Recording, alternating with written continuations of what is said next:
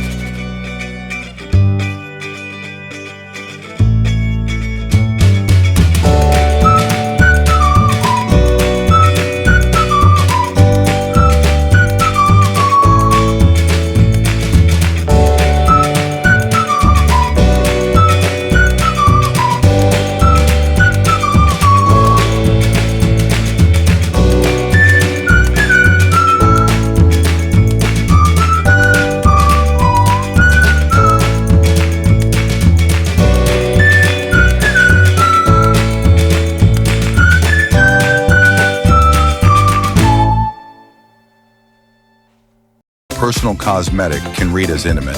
In some US circles, it's just friendly. Health guidance also muddies the waters. Medical sources commonly advise not to share lip products to avoid passing on colds or cold sores. The Northern Ireland Health Service says don't share balms, and the CDC reminds us the common cold spreads easily, while advice around cold sore transmission via objects is debated. Some charities say it's unlikely via shared items. That mix, habit, optics,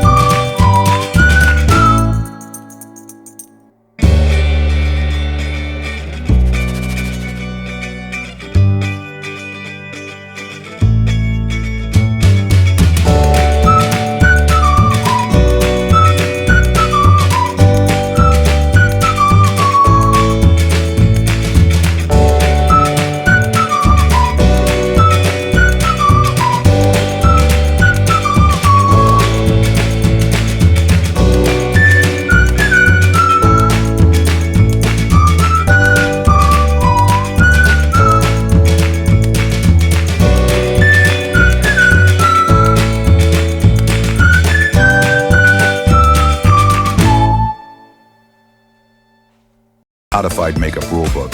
Instead, we see a web of conventions, understated polish during solemn occasions, tidy hair, minimal fussing in public, careful color choices to stay visible in crowds. Angela Kelly, the Queen's longtime dresser, has written about choosing bright day wear so the monarch could be seen by those who queued for hours. Visibility as duty, not vanity. That single principle, be seen, cascades into dozens of subtle styling decisions for every royal appearance. Did you know Queen Elizabeth's lip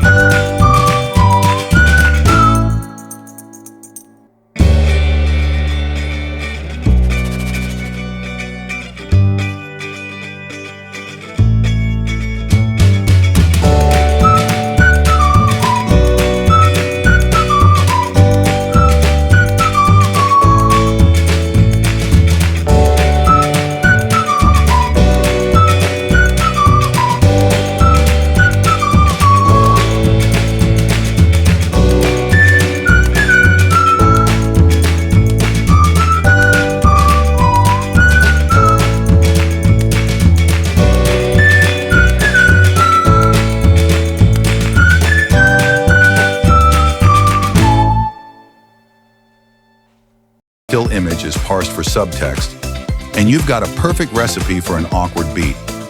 Not a capital or royal offense, just a live wire. Now add the memoir variable.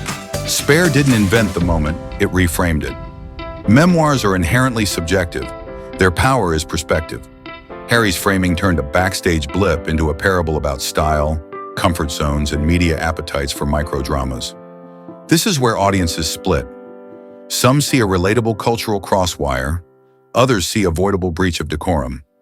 Both readings are valid in a system that survives on symbolism. Did you know? A public lip balm touch-up by Catherine at Wimbledon made few waves, while the idea of sharing gloss triggered hygienic heebie-jeebies.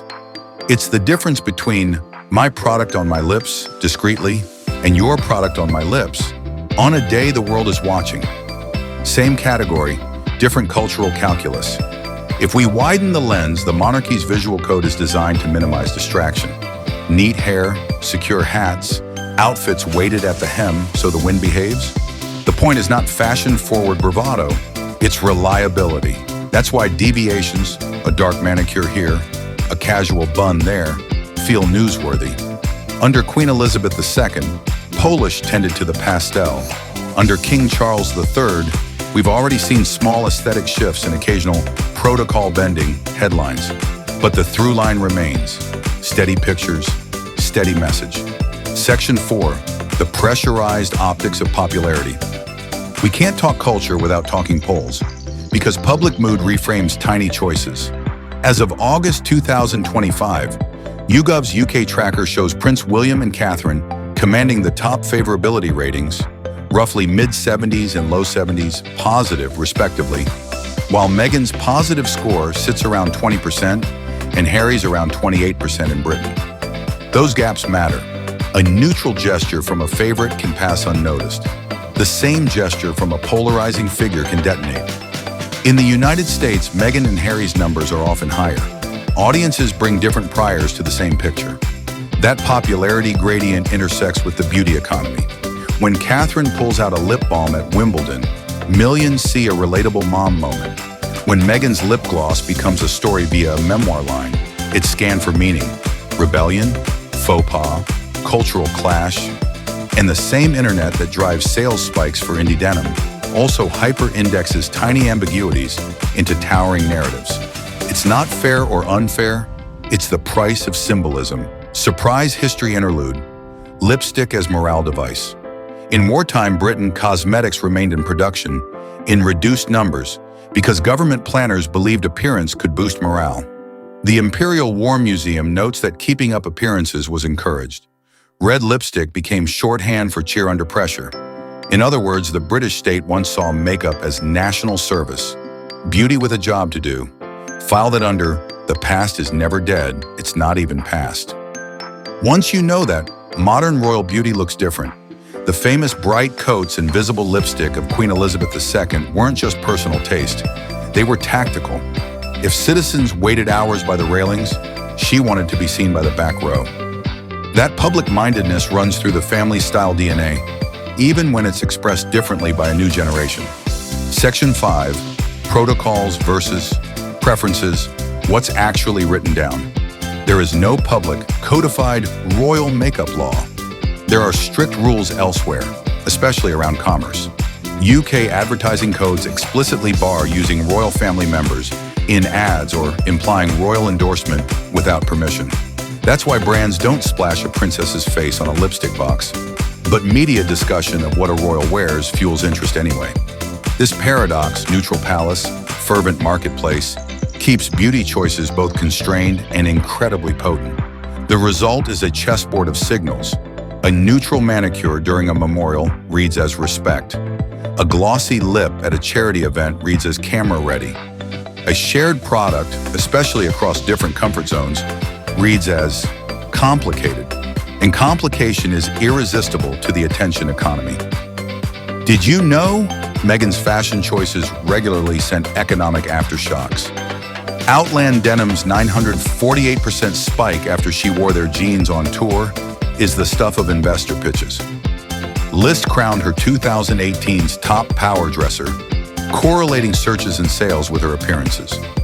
Those are receipts, not rumors. And they prove that beauty and fashion aren't fluff in the royal context. They're engines. Section 6. What the lip gloss moment really shows.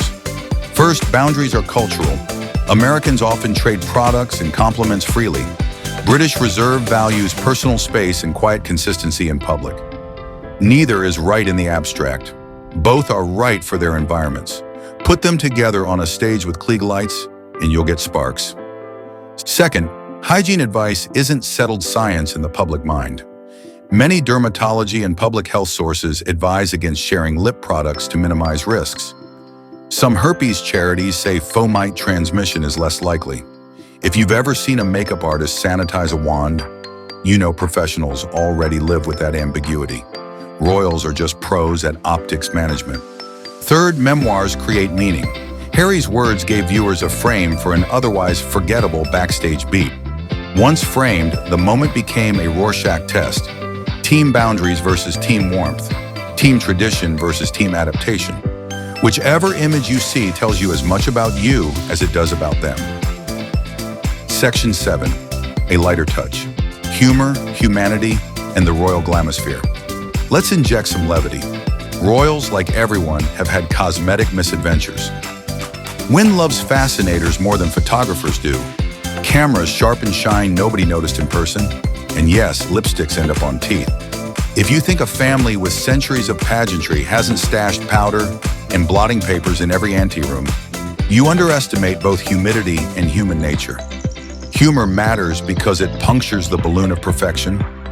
When Catherine once casually dabbed balm at Wimbledon, the world saw something familiar, the tiny rituals we all do to feel ready. When Meghan's gloss borrow became a headline, we saw something else familiar. How quickly a private instinct becomes public text when you live inside a myth.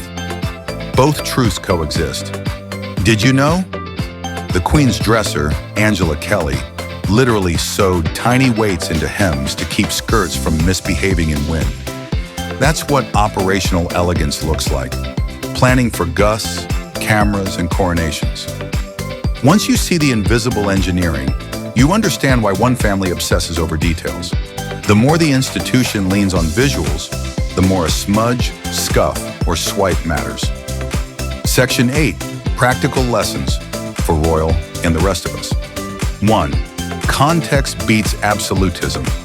There's no universal etiquette law banning public touch-ups, but there is a best judgment rule. The more formal the setting, the more private the grooming. Even Emily Post allows a discreet lipstick touch-up in casual contexts. The watchword is unobtrusive. 2. Respect body boundaries, especially under lights. If you're sharing a product, use a disposable applicator or sanitize. Pro makeup artists do it for a reason. That's not pearl clutching, it's courtesy and good skin. Public health guidance exists to reduce hassle and illness alike. 3. Translate across cultures. British reserve can read as froideur to Americans. American warmth can read as overfamiliarity to Brits. Navigating that gap is a skill, not a moral test. If anything, the lip gloss moment's real lesson is empathy. Ask, read the room, and if a grimace appears, move on with grace. Section 9, Why this tiny thing matters. Because monarchy is theater, and theater lives in details. A lipstick shade, a manicure choice, a borrowed gloss, each carries messages about tradition and change, autonomy and duty. The public doesn't parse footnotes, it parses images. So the smallest visible acts become proxies for the biggest invisible debates. How should a centuries-old institution meet a plural modern world? Can a royal be both relatable and restrained? Who decides where that line is? And because the monarchy's brand is a national brand, polls ebb and flow, but when YouGov shows the Prince and Princess of Wales near the top of favorability, and the Sussexes struggling in Britain, it underscores how the same picture lands differently with different audiences. In a polarized media climate, micro moments are magnets. They pull iron filings of interpretation from every direction. Final, did you know? In World War II Britain, women were urged to keep up appearances because state planners believed beauty buoyed morale. Today's monarchy inherits that logic. Appearance is duty.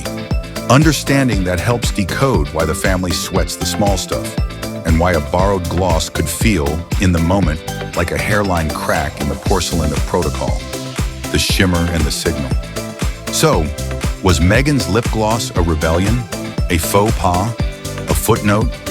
It was most likely a human reflex, can I borrow, that brushed against a wall of tradition, hygiene caution, and hypervisibility. Harry's memoir gave it a narrative. The media gave it a megaphone. The public gave it meaning. Here's the take-home. Royal culture is less about rigid rule books and more about choreography, an ensemble piece where each step is meant to keep the story moving. Sometimes a new dancer improvises. Sometimes the audience gasps. But if the show is to go on, and it will, the magic isn't in never slipping. It's in recovering together, acknowledging different styles, and trusting that the stage is wide enough for modernity and manners to share the light. So the next time you see a headline about a manicure shade, a lipstick touch-up, or yes, a borrowed gloss, ask yourself, what story is this tiny detail trying to tell about power, proximity, and change? And then ask the better question. How could a little more generosity of interpretation, of culture translation, of humor, turn a grimace into a grin? If a monarchy can learn anything from a shimmer of lip gloss, it's this. Small choices reveal great intentions. And the most modern move of all might be the softest, making space for different comforts in the same frame. That's not just good optics, that's good leadership.